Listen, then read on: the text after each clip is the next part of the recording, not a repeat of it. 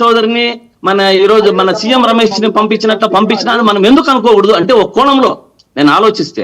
కాకపోతే విజయసాయి రెడ్డి గారి అనుంగు శిష్యులు కానీ విజయసాయి రెడ్డి గారు అందరూ కానీ అనుకున్నది ఏమంటే రాజ్యసభ వద్దు, మనకు రాజ్భవన్ ముద్దు అనే దాంట్లో ఉన్నారు. అంటే రాజకీయానికి పొడి స్టాప్ పెట్టి ఏదో ఒక రాష్ట్రానికి గవర్నర్ గా ఎందుకు కాకూడదు? ఇది జగన్మోహన్ రెడ్డి రచించిన వ్యూహం అని ఎందుకు అనుకోకూడదు? ఇవంతా కూడా కారణం ఏమంటే బీజేపీ వాళ్ళు బీజేపీ వాళ్ళు చంద్రబాబు నాయుడు గారిని కానీ, పవన్ కళ్యాణ్ గారు గారిని, చిరంజీవి గారు గారిని, జగన్ గారిని, విజయసాయి రెడ్డి గారిని ప్రతి ఒక్కరి పద్మ వ్యూహంలో వీళ్ళందరూ చిక్కుకున్నారు అనేది అందరూ గమనించాలి. అంటే ఏదో ఒక కేసులో ఉన్న వారిని వారు పీల్చి పిండి చేసేస్తారు. ఇప్పుడు అదే నితీష్ కుమార్ గారి మీద ఏమీ లేదు, ఆయన పక్కకు పోతున్నారు, ఏమన్నా అడిగే ధైర్యం కానీ వారిని ఏమన్నా చేసే ఇది ఉందా? ఉండదు వారికి. రేపొద్దునే చంద్రబాబు నాయుడు గారు పక్కకు పోతే వెంటనే ఈడీ ఉచ్చు బిగిచ్చి లోపలేసే అవకాశాలు చాలా ఉంటాయి. ఎందుకంటే వీరి మీద మొత్తం ఉంది కాబట్టి. వీరి మీద జగన్మోహన్ రెడ్డి గారు కానీ, విజయసాయి రెడ్డి గారి మీద కానీ, చంద్రబాబు గారి మీద కానీ అభియోగాలు మాత్రమే, నిర్ధారణ కాదు. దీనిలను అడ్డం పెట్టుకొని వారు రాజకీయం చేస్తారు.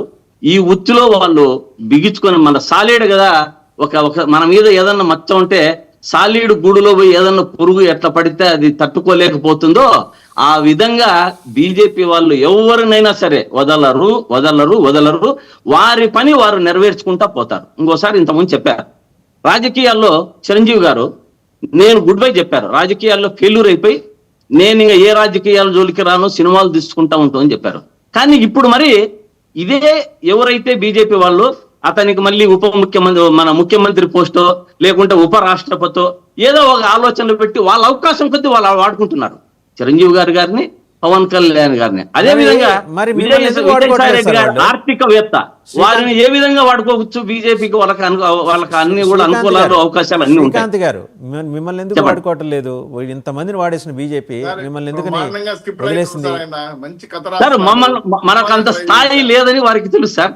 మనకు స్థాయి ఉన్న వారిని మాత్రమే తీసుకుంటారు. మిమ్మల్ని అంటే విజయసాయి రెడ్డి గారి వీళ్ళని ఎందుకని వాడుకోలేకపోతుంది? మీరు ఏదో అన్నారు ఆర్థికవేత్త కదా, ఆయన చార్టెడ్ అకౌంటెంట్.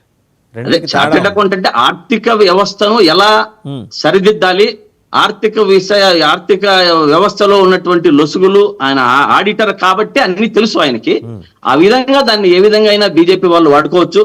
కానీ వీరు చంద్రబాబు నాయుడు గారు కానీ ఒక్కటి చెప్తా, ఈ విషయంలో కొడుకును లోకేష్ గారిని సీఎం చేసుకోవాలా అని ఒక ఆలోచన చంద్రబాబు నాయుడు గారిలో ఉంది కూడా.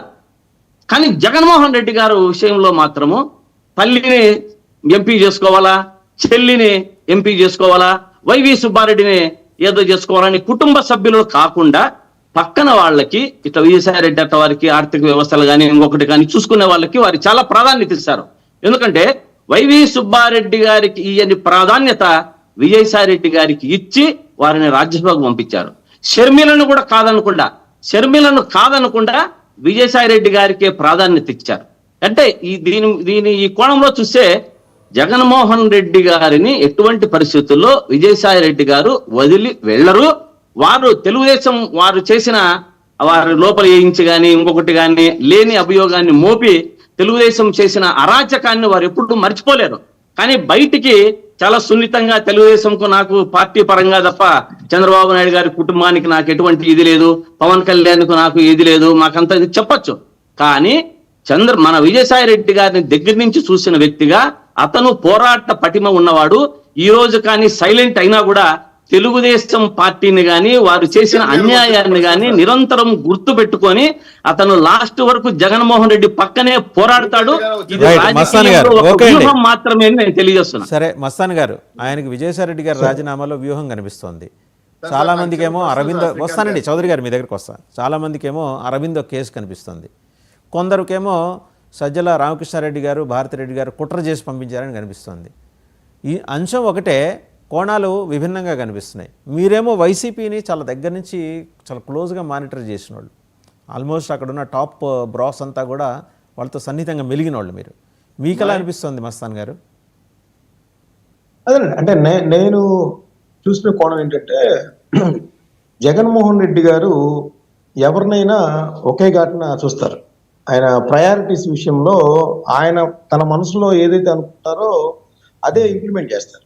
కానీ విజయసాయి రెడ్డి గారు మాత్రం ఆయన అనుకుంటుంది ఏంటంటే వీళ్ళందరికీ అంటే కూడా నేను ఉన్నతంగా ఆయనకి సేవలు అందించాను, హార్ట్ఫుల్ గా సేవలు అందించాను, అనేక కష్ట నష్టాలు జైలుకి వెళ్ళాల్సిన పరిస్థితి ఉంది, ఆర్థిక పురోభివృద్ధిలో నేను ప్రధాన పాత్ర వహించాను, ఈవెన్ పార్టీకి సంబంధించి ఢిల్లీలో జగన్మోహన్ రెడ్డి గారి కేసులకు సంబంధించి కూడా ఈ రోజు 10 సంవత్సరాలు దాటినా కూడా ఇంకా బెయిల్ మీదే కంటిన్యూ అవుతున్న పరిస్థితి. సో ఇవన్నీ కూడా ఉన్న నేపథ్యంలో ఆయనకి తగినంత ప్రాధాన్యత ఇవ్వట్లేదనే అసంతృప్తి అయితే ఆయనలో ఉందని నేను చెప్తాను. ఎందుకంటే విశాఖపట్నం